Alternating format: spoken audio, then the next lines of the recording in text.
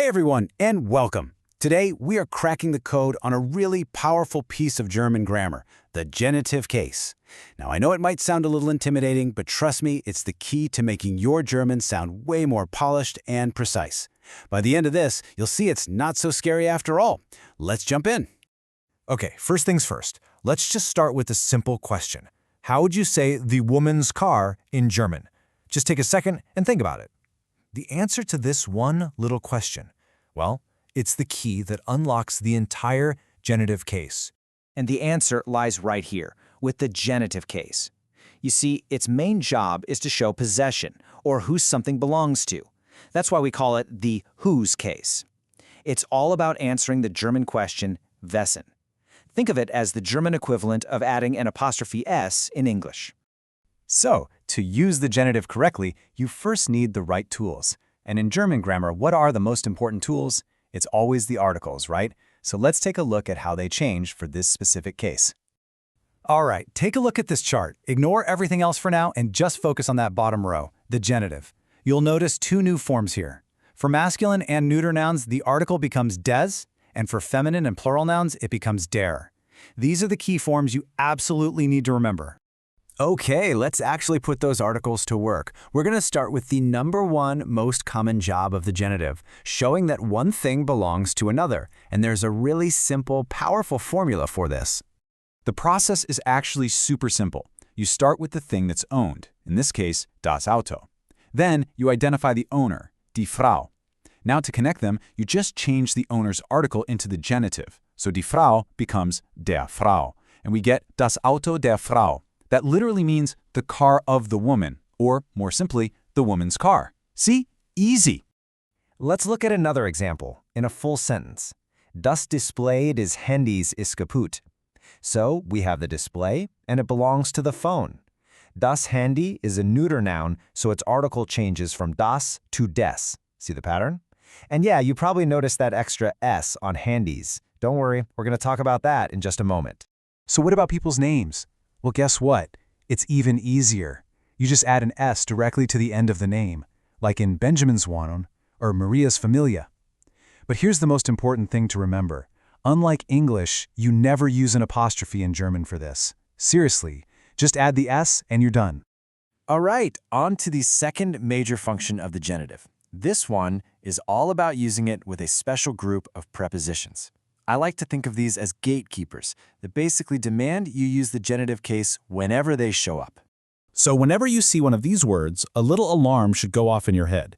It's a signal that whatever noun comes next must be in the genitive case. It's like a non-negotiable rule that these prepositions enforce. And if you're working your way through German, these are the four most important gatekeepers you need to know. Trotz, wegen, während, and dank. Let's see how they work. First up, we have trotz, which means despite. The German word for the rain is der Regen. But because trotz is our gatekeeper, it forces der Regen to change into the genitive, which is des Regens. Trotz des Regens. Next is wegen, which means because of. The bad weather is das schlechte Wetter. But as soon as you put wegen in front of it, that neuter article das has to switch to the genitive form des. So you get wegen des schlechten Wetters. And let's do one more. Während, meaning during. The lesson is der Unterricht. But right after während, it automatically becomes des Unterrichts. The pattern is totally consistent. These prepositions are the trigger for the genitive case. Okay, by now you've probably noticed that extra s that keeps popping up on the end of words like regions and handys in our examples. Well, that brings us to the final detail you need to completely master the genitive, the noun ending.